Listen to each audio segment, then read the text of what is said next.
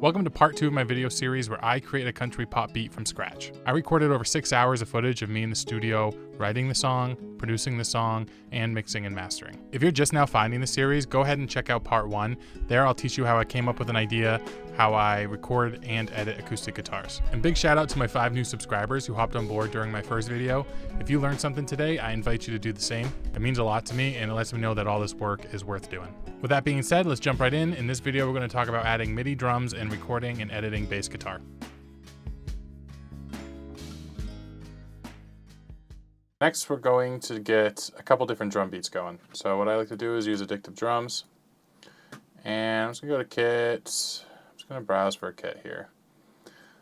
So for a folk or a country, let's try the indie kit first.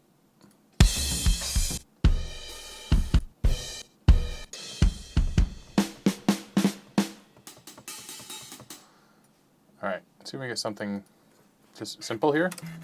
Now I'm going to loop it. And I'm just going to arm. I'm going to hit record. So when it comes to MIDI drums, I learned this technique from this channel called The Quest for Groove. I will link right here. It teaches a really good technique on how to lay out your pads to get a very ergonomic way to play finger drums. Those might be a little too punchy. Sounds like a little too much. What else we got in here? Try soul and R&B maybe. Just try one of those. Yeah, that might be it.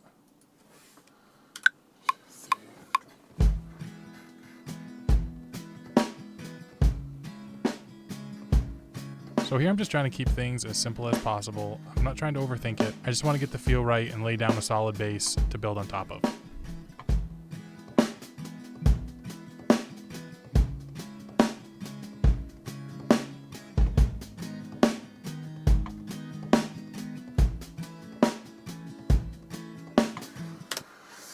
Alright, I don't want to overcomplicate it.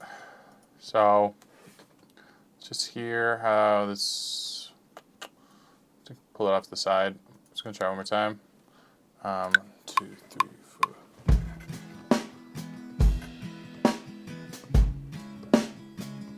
Don't be afraid to try as many takes as you need. There is no need to rush things. Just keep going until you find something you're happy with, or at least something that's good enough that you can move forward with.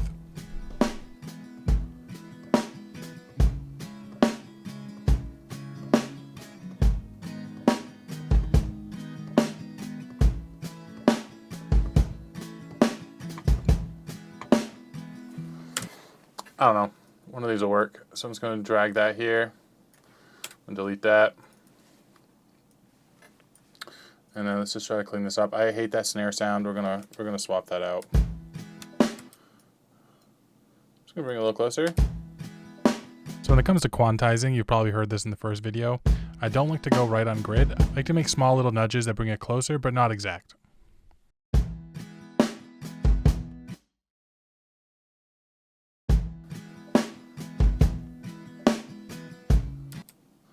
Okay, so like that. We'll just keep the same thing. Oops. Keep the same thing. If you hold Control and drag, you get an extra one. You make a copy, I should say. This I want to make the open.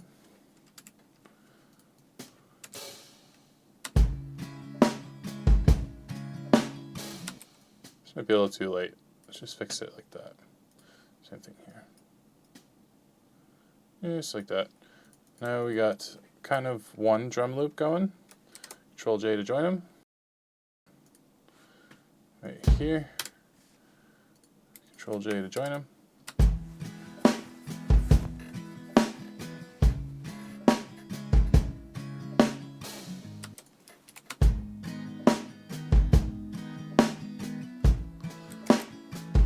Alright, let's find better sounds here.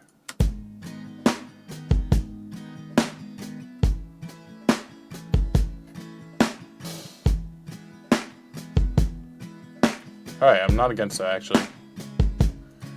So I'm just going to hit loop. Now when I make changes, it's going to be for the whole loop. And what I'm going to do is I'm going to look at this velocity here and just see if I can get some different sounds.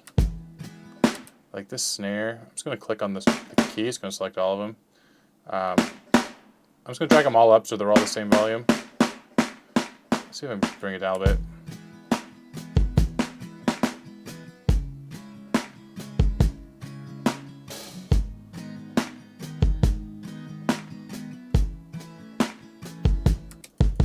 Let's take a look at these kicks. Again, I'm just going to bring them all the way up, level them out. And there's one double kick. Let's just bring it down. This double can go way down here.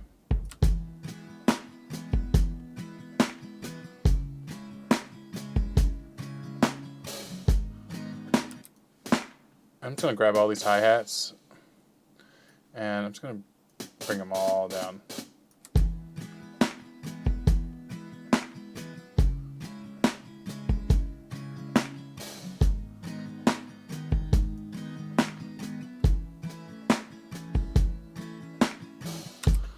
Alright, so there's one drum beat. Let's do another one here. It's going to hit record and see what comes out.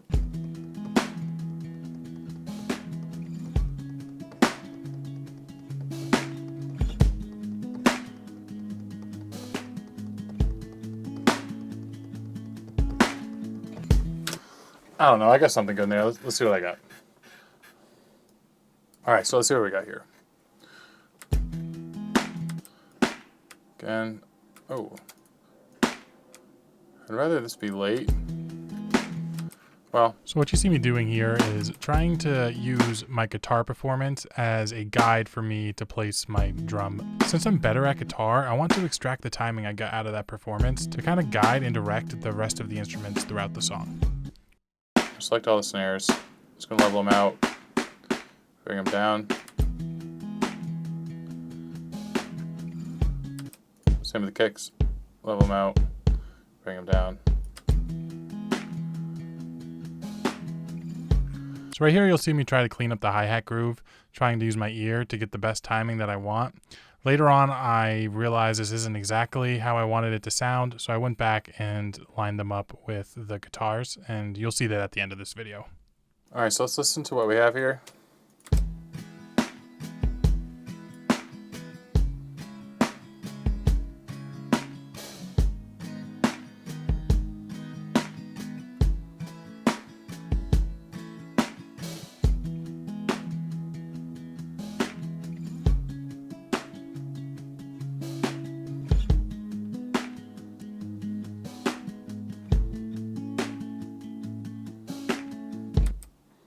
Okay, and now we got one more part left.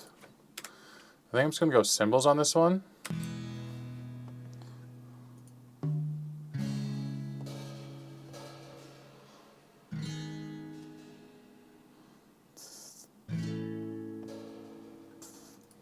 Maybe just cymbals and kick here. So let me just do a kick.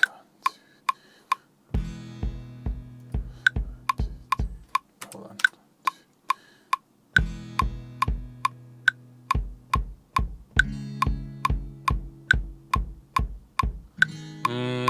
Maybe that's not it.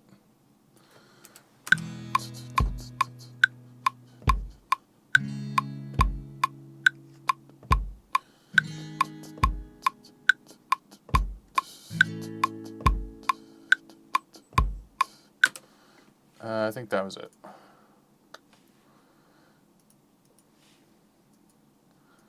So just kind of something like this.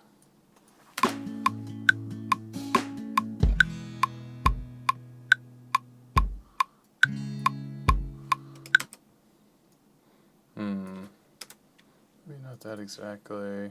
Let's make sure that's quantized there.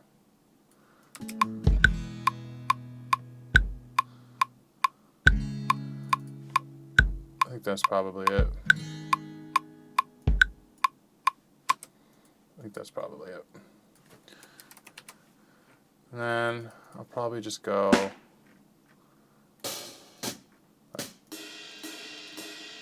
Just find a cymbal.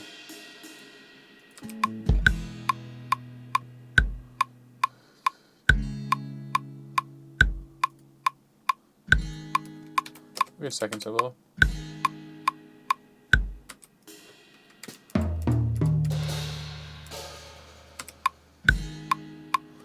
It's a different color symbol there. All right. Cool, so let's keep building here. So next I want to add bass lines. Get my bass out. So for my bass chain, essentially what I'm using is an Art Pro MPA2 preamp, and I'm going DI right into that preamp, which goes into my Focusrite audio interface. And then I'm pretty much recording dry right into it. And then later on in the mixing stage, I'll show you exactly how I mix it.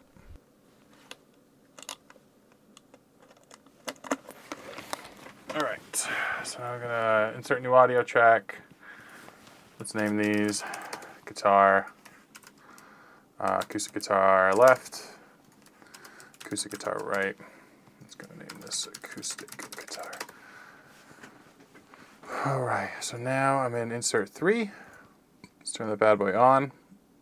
Again, I'm gonna monitor so I don't get any of that latency. Monitor through my headphones. Okay, can hear it okay.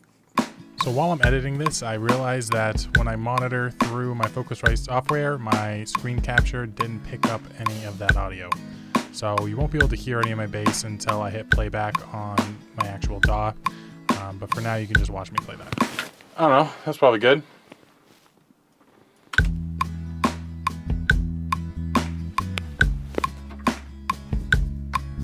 And while you listen to this bass line, you can watch me overthink my camera angle here. Eventually I find a good spot for it.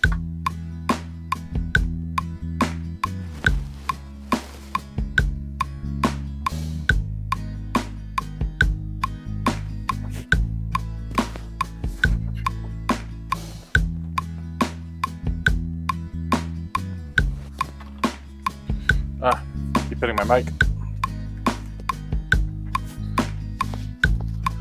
All right, let's try this next part now.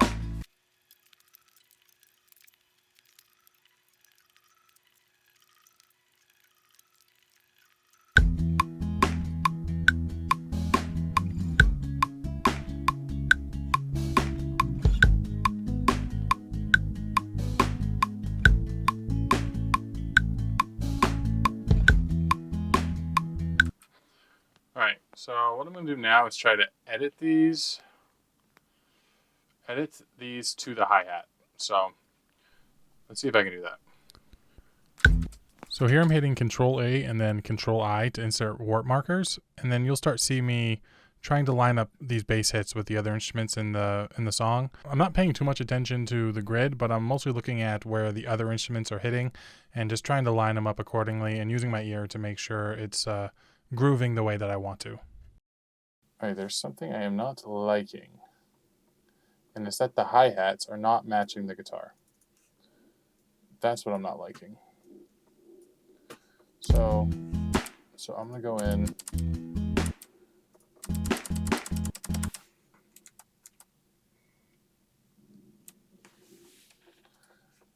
Do I change the hi-hats or do I change the guitar?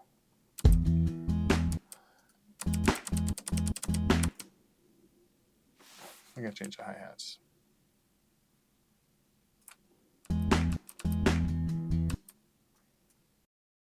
Like I mentioned earlier, here you'll see me trying to line up the hi-hats with the transients from the guitar. I didn't like the way they were fitting with each other. This final cleanup really brought it together.